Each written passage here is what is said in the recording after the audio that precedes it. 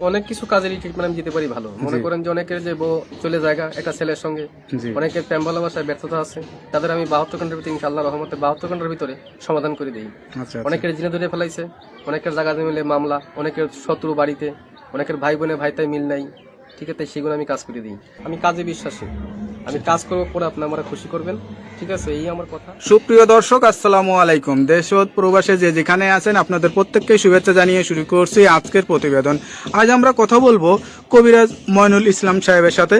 জানবো তার কি কি বিষয়ে কবিরাজি ট্রিটমেন্ট দিয়ে থাকেন এবং কি অবস্থায় চলছে তার কবিরাজি। চলুন কথা বলি তার সাথে। আসসালামু আলাইকুম ভাই। ওয়ালাইকুম আসসালাম। কেমন আছেন আপনি? হ্যাঁ, ভালো আছি ইনশাআল্লাহ, আপনাদের দোয়ায়। তা কি অবস্থা, কেমন চলতেছে আপনার? ভাই আমি তো মনে করেন অনেক রোগের কাজ করি, বুঝতে পারছেন, বিভিন্ন রোগের মনে করেন কবিরাজি কাজ করি, বাপ দামাল থেকে করি। আমার শিক্ষা জীবন হলো কামরুকামি আসামে পানামে, মেঘালয়, অরুণাচল, মিজোরাম থেকে আমি শিক্ষা করে আইছি আন্দামান দ্বীপপুঞ্জে, ভারতবর্ষের। সেখানে আমি শিক্ষা করছি কড়ি চালান, হাড্ডি চালান, মানুষের বিভিন্ন রোগ উপকার করি, যেমন মানুষের মনে বান মারে। আচ্ছা, এই যে আপনার রাতে যে দেখা যাচ্ছে কড়ি হাড্ডি, এটি আসলে এইগুলোর মাধ্যমে চালান দিয়ে ট্রিটমেন্ট দিয়ে থাকেন নাকি? আসলে আমার শিক্ষা জীবনে পাইছি, ঠিক আছে, এরা হলো রাহুর হার। আচ্ছা আচ্ছা, হার দিয়ে আমি মানুষকে জিন সাধন করি। আচ্ছা আচ্ছা, বোতল জিন সাধন করে সাগরে নিক্ষেপ করি। আচ্ছা আচ্ছা, মানুষের মানুষ বান মারে, নষ্ট করে, সেই রোগের কাজ করে আমি এগুলো বোতলে ভরে মানুষ চালান করে দিই। আচ্ছা, নদীতে, কথা বুঝতে পারছেন। তবে অনেক করে দুষ্কর্মী করে ফেলা, জায়গা জমিলে মামলা, ঠিক আছে, কেস মামলা করে, অনেকে ভালোবাসায় ব্যর্থতা, ঠিক আছে, মনে করেন যে অনেকে দুশ্মনী করে জায়গা জমি আটকিয়ে রাখে, সেগুলো আমি ছুটিয়ে দিই। আচ্ছা আচ্ছা, তা আপনি যে এই ট্রিটমেন্ট বা এই পেশাটা কতদিন হলো শিখছেন? আমার বয়স হয়ে গেছে প্রায় 30-35 বছর। আচ্ছা আচ্ছা, এই পেশাটা কি আপনার বাপ দাদার পেশা থেকেই আপনারা আসছেন নাকি আপনি শিখছেন? আমার বাবা ছিল কবিরাজ, ঠিক আছে, আমার দাদাও ছিল কবিরাজ, তারা ভারতবর্ষে থাকতো।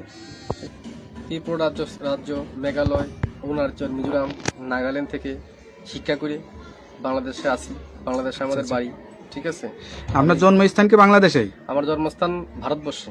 আচ্ছা আচ্ছা, আমার জন্মস্থান হলো অরুণাচল, এটাকে বলা হয় মিজোরাম। আমার বাপ দাদা এখানে শিক্ষা করার জন্য গেছিল। আচ্ছা আচ্ছা, ঠিক আছে, আমার মা তারা এখানে ছোটবেলায় বাপ দাদার সাথে ঘুরতেন আপনি? হ্যাঁ, আমাদের বাড়িও ছিল কলকাতাতে, ঠিক আছে, সেখান থেকে বাড়ি নিয়ে থাকতো, বাড়ি করে তারপরে বাংলাদেশে মনে করেন আমাদের পুরনো বাড়ি, সেখানে আমরা চলে আসছি।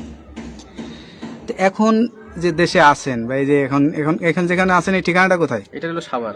সাভার, এই যে ঠিকানায় যে আছেন আপনি, এই যে ট্রিটমেন্ট দিয়ে বউ বাচ্চা কাচ্চা নিয়ে, আপনার তো ফ্যামিলি আছে, তাদেরকে নিয়ে সবাইকে নিয়ে ভালোই আছেন? ইনশাআল্লাহ ভালো আছে, ভালোই আছেন। তো এখন মানে যে রোগী আসে, সেটা কি ধরনের রোগী বেশি আসে আপনার কাছে? মনে করেন যে অনেকের মনে করেন যে বান মারি ফেলায়, অনেকে, আচ্ছা আচ্ছা, অনেকে দুশ্মনী করে মনে করেন কেস মামলা, জায়গা জমিলে মামলা করে ফেলায়, অনেকের বউ জায়গা ছিল, একটা ছেলের সঙ্গে প্রেম ভালোবাসা করে, আচ্ছা, সেই কাজের জন্য আমি বেশি জড়িত। আমি মনে করেন যে আমি জিন সাধকের মাধ্যমে, আমি চালানোর মাধ্যমে কাজটা করি। এই ট্রিটমেন্ট অনেকে আবার জিনে ধরে, ভূতে ধরে না, জিনে, হ্যাঁ, জিনে আসর করে সেগুলো আমি আবার ছাড়িয়ে দিই। আচ্ছা আচ্ছা, মনে করেন যে আবার মনে করেন অনেকে দুশ্মনী করে বান মারি ফেলা অনেকে, ঠিক আছে, সেগুলো আমি ছাড়িয়ে দিই।